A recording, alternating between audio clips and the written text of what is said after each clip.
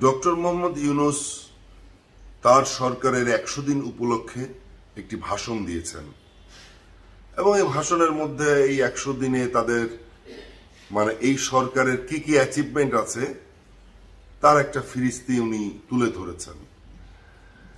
কিন্তু মানুষের ভেতরে একটা আশা ছিল যে নির্বাচনের একটা ঘোষণা হয়তোবা উনি দিতে পারতেন, যে নির্বাচনের ঘোষণা বলতে একটা টাইম ফ্রেম, যে আমরা এই করছি, এখন এই সময়ের মধ্যে আমরা নির্বাচন দিয়ে দেব।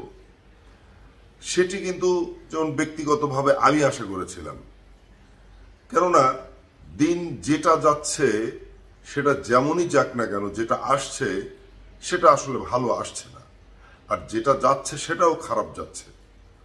সব কিছু নিয়ে যদি বলেন যে কি নিয়ে খারাপ যাচ্ছে, আমি তাহলে আপনাকে বা যিনি প্রশ্ন করবেন তাকে আমি পাল্টা প্রশ্ন করব, কি নিয়েই বা ভালো যাচ্ছে। তবে উনি ধৈর্য ধরতে বলেছেন, একটা ভালো দেশ হয়তোবা দিয়ে যাবেন।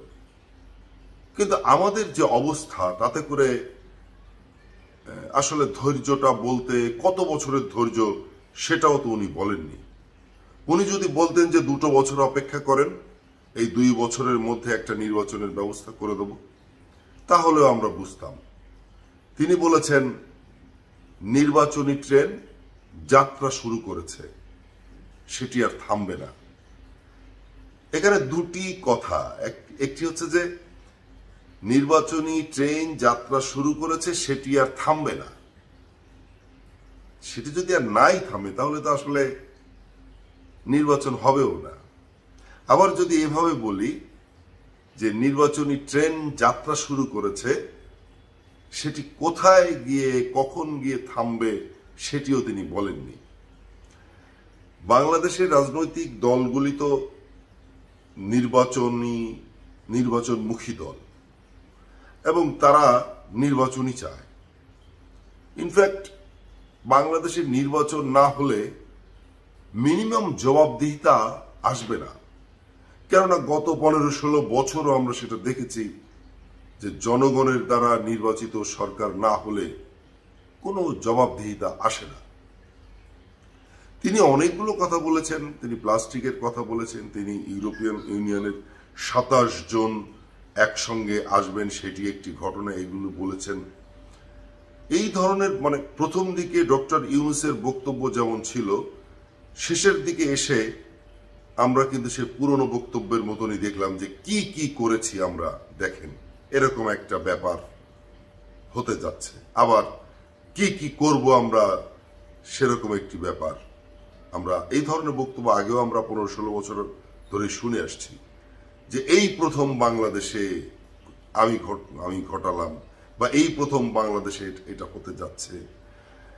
মানুষের বাস্তবতায় মানুষের যে অবস্থা এখন চলছে, বাজার দর বলি, আইন শৃঙ্খলা বলি, সবকিছু মিলিয়ে মানুষের আসলে কি ওই ধৈর্যটা আছে যে বছরের পর বছর আপনার নির্বাচনী ট্রেন চলতেই থাকবে আর মানুষ সেই দিনের আশায় বসে থাকবে? কেননা বাংলাদেশের মানুষকে কোনোভাবেই তো ধনী বলা যাবে না, ম্যাস পিপলকে ধনী বলা যাবে না। যারা চোর বাটপার, যারা এখান থেকে টাকা পাচার করে নিয়ে গেছে তাদের কথা আলাদা, কিন্তু ম্যাস পিপল, সাধারণ মানুষ তো আসলে মধ্যবিত্তও নয়। তাদেরকে বলতে হবে নিম্ন মধ্যবিত্ত অথবা একেবারে নিম্নবিত্ত। তাই যদি হয় তাহলে তারা কিভাবে টিকে থাকবে, সেটি নিয়ে একটি আলাদা গবেষণা সেল করে এ বিষয়ে ডিটেল কিছু আপনার বলা উচিত ছিল।